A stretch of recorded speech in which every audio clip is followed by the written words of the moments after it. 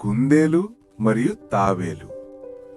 ఒక పచ్చని అడవిలో ఎత్తైన చెట్లు, రంగురంగుల పువ్వులు, పాటలు పాడే పక్షులుండేవి. అక్కడ ఒక కుందేలుండేది. ఆ కుందేలు చాలా వేగంగా పరిగెత్తేది.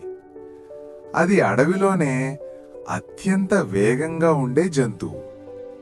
జింకల కంటే వేగంగా, నక్కల కంటే వేగంగా, ఇంకా వర్షం తర్వాత గట్టిగా పారే నది కంటే కూడా వేగంగా.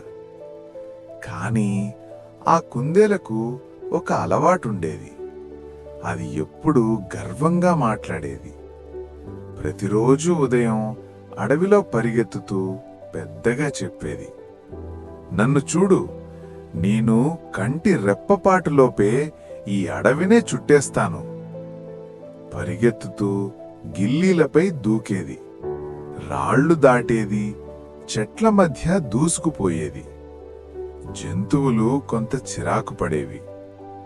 ఒక్కరోజు మధ్యాహ్నం సూర్యుడు వెచ్చగా ఉదయించి ఉండగా ఒక తాబేలు నెమ్మదిగా నడుస్తూ వస్తోంది. తాబేలు అడుగులు చిన్నవే, పైగా షెల్ అంటే పదునైన తొడుగు కూడా భారంగా ఉంది. కాని తాబేలు కళ్ళు ప్రశాంతంగా ఉన్నాయి. కుందేలు దాన్ని చూసి నవ్వేసింది. "ఎక్కడికి పోతున్నావు నత్తివేగంతో?" అని తనిగింది. "ఈ స్పీడుతో నువ్వు రేపు కూడా చేరవు" అని అంది. కొంతమంది జంతువులు నెమ్మదిగా నవ్వాయి. కొంతమంది ఇష్టం లేక మౌనంగా చూశారు. అప్పుడు తాబేలు ఆగి మెల్లగా అంది, "నిజం, నేను నెమ్మదిగా నడుస్తాను, కానీ నేను ఆగకుండా ముందుకెళ్తాను." అది విని కుందేలు ఆశ్చర్యపోయి అంది, "ఆగకుండా వెళతావా? అయితే నువ్వు నన్ను పరిగెత్తులో గెలుస్తావననుకుంటున్నావా?" తాబేలు ప్రశాంతంగా అంది, "ప్రతి ఒక్కరూ తమ వంతు ప్రయత్నం చెయ్యాలి." కుందేలు చప్పట్లు కొడుతూ అంది, "అయితే పరిగెత్తు పోటీ." అది అడవిలో వార్తలా పాకింది. అడవంతా ఉత్సాహపడింది. జింకలు, కోతులు, పక్షులు, గిల్లీలు, ఇంకా తెలివైన గుడ్లగూబ కూడా వచ్చాయి. ఒక పెద్ద బనియన్ చెట్టు నుంచి నది వరకు పోటీ రూటు కోరారు. కుందేలు దూకుతూ స్ట్రెచ్ చేస్తూ అంది, "ఇది సెకండ్లలో అయిపోతుంది, మీరు కంటి రెప్పలు కొట్టొద్దు." తాబేలు నెమ్మదిగా లైన్ దగ్గర నిలబడి ఉంది. గుడ్లగూబ రెక్కల్ని పైకెత్తి అంది, "రెడీ, సెట్, స్టార్ట్." పఫ్! కుందేలు మెరుపు వేగంతో పరిగెత్తింది. క్షణాల్లో కనిపించకపోయింది. తాబేలు మొదటి అడుగు వేసింది, తర్వాత ఇంకో అడుగు. నెమ్మదిగా, స్థిరంగా, ఆగకుండా పరిగెత్తు మొదలైంది. కాని పాఠం ఇప్పుడే మొదలైంది. కుందేలు చాలా వేగంగా పరిగెత్తసాగాడు. గాలి చెవుల దగ్గర వీస్తుంటే అతను నవ్వుకున్నాడు. వెనక్కి చూశాడు. ఎవరూ కనిపించలేదు. అంటూ నవ్వాడు. ఆ తాబేలు ఎక్కడా లేదు, నేను నిద్రపోయినా కూడా గెలుస్తాను. అలా పరిగెత్తుకుంటూ నది దగ్గర ఉన్న ఒక పెద్ద మామిడి చెట్టు కిందకి చేరాడు.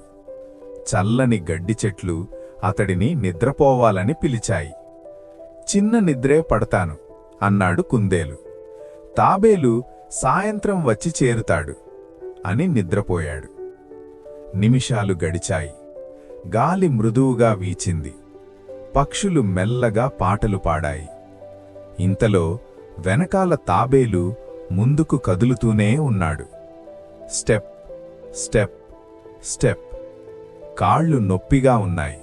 ఎండ బలంగా ఉంది. కాని తాబేలు ఆగలేదు.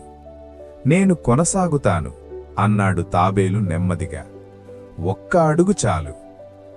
జంతువులు చూసి నిశ్శబ్దంగా ఉన్నారు.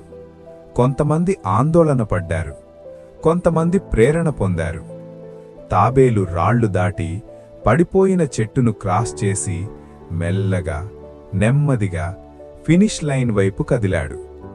అక్కడ మామిడి చెట్టు కింద కుందేలు లేచాడు. ఏమి బాగున్న నిద్ర అని జెమ్మెలు విరిచాడు. అయితే అతని కళ్ళు పెదవిపైకి ఎగిరాయి. తాబేలు ముందుకు వెళ్ళిపోయాడు. ఏం అంటూ కుందేలు అరిచాడు. తక్షణమే పరిగెత్తడం ప్రారంభించాడు. ధూళి ఎగిరింది. ఆకులు చెల్లాచెదురయ్యాయి. కాని ఆలస్యమయ్యింది. తాబేలు నదిదాకా చేరి ఫినిష్ మార్కును తాకాడు. ఔట్ అంటూ వెంటనే అడవి సంతోషంతో కేకలు వేసింది. జింకలు చప్పట్లు కొట్టాయి. పక్షులు గట్టిగా పాడాయి. జ్ఞాని గుడ్లగూవా తల ఊపింది. కొద్దిసేపటికి కుందేలు ఊపిరి పీలుస్తూ వచ్చాడు. తాబేలు ప్రశాంతంగా నిశ్శబ్దంగా నిలబడి ఉన్నాడు. కుందేలు చెవులు కిందికి వంగాయి. నేను వేగంగా ఉన్నాను అన్నాడు నెమ్మదిగా. కాని జాగ్రత్తగా ఉండలేదు.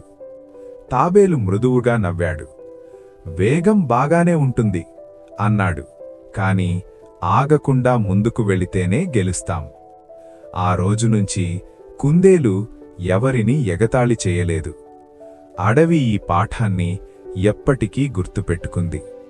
నీతి: నెమ్మదిగా సాగినా ఆగకుండా చేస్తే విజయమే. చూసినందుకు ధన్యవాదాలు. ఇంకా మంచి కథల కోసం టైనీ టాడ్లర్ టైమ్స్ ఛానల్ను తప్పకుండా సబ్స్క్రైబ్ చేయండి.